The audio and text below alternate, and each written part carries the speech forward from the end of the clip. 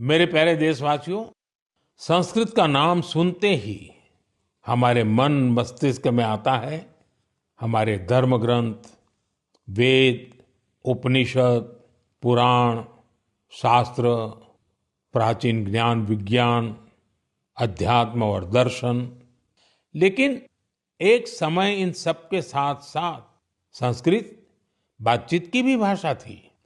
उस युग में अध्ययन और शोध संस्कृत में ही किए जाते थे। नाट्य मंचन भी संस्कृत में होते थे। लेकिन दुर्भाग्य से गुलामी के कालखंड में भी और आजादी के बाद भी संस्कृत लगातार उपेक्षा का शिकार हुई। इस वजह से युवा पीढ़ियों में संस्कृत के प्रति आकर्षण भी कम होता चला गया। लेकिन साथियों, अब समय बदल रहा है, तो संस्कृत का भी समय बदल रहा है। संस्कृति और सोशल मीडिया की दुनिया ने संस्कृत को नई प्राणवायु दे दी है। इन दिनों कई युवा संस्कृत को लेकर बहुत रोचक काम कर रहे हैं। आप सोशल मीडिया पर जाएंगे तो आपको ऐसी कई रील्स दिखेगी जहां कई युवा संस्कृत में और संस्कृत के बारे में बात करते दिखाई देंगे। कई लोग तो अपने सोशल मीडिया चैनल के जरिए संस्कृत सिखाते भी हैं। ऐसे ही एक युवा कंटेंट क्रिएटर है भाई यश साळुंके। यश की खास बात यह है कि वो कंटेंट क्रिएटर भी है और क्रिकेटर भी हैं। संस्कृत में बात करते हुए क्रिकेट खेलने की उनकी रील लोगों ने खूब पसंद की है। आप सुनिए। पश्यतु अहं कथं क्रीडामि। देवराज सेव्यमान पावनाग्नि पंकजं ज्ञानयज्ञ सूत्रमिन्दुशेखरं कृपाकरम्।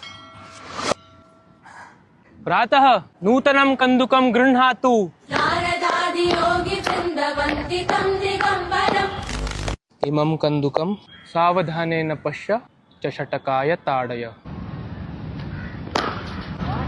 आशिकापुराधिनाथ कालभैरवं भजे, कालभैरवं भजे। साथियों, कमला और जानवी, इन दो बहनों का काम भी शानदार है। ये दोनों बहनें अध्यात्म, दर्शन और संगीत पर कंटेंट बनाती हैं।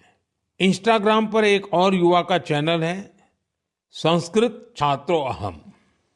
इस चैनल को चलाने वाले युवा साथी संस्कृत से जुड़ी जानकारियां तो देते ही हैं, वो संस्कृत में हास परिहास के वीडियो भी बनाते हैं।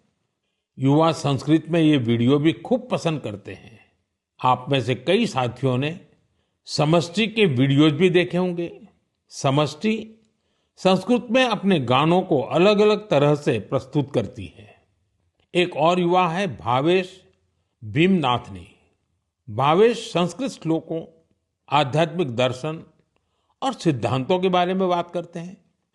साथियों, भाषा किसी भी सभ्यता के मूल्यों और परंपराओं की वाहक होती है। संस्कृत ने ये कर्तव्य हजारों वर्ष तक निभाया है। ये देखना सुखद है कि अब संस्कृत के लिए भी कुछ युवा अपना कर्तव्य निभा रहे हैं।